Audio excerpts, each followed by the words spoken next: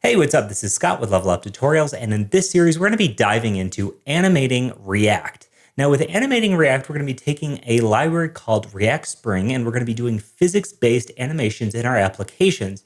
We're also going to get to use all sorts of things like transitions, where we get to mount and unmount components while we animate them. We're going to get to use trails. We're going to get to use gestures. We're going to get to use so many cool techniques, and all of these are going to be real-world applicable. We're going to be building menus, modals, toggles, all the kind of stuff that you actually use in your applications. And with these examples, you can take this code directly into your own application. So if you want to learn how to animate React using an advanced animating library with React called React Spring, check out Animating React at leveluptutorials.com. Sign up to become a pro and get access to the full course. If you sign up for a year, you'll save 25%, so check it out, leveluptutorials.com/pro. Let's get started with Animating React right now.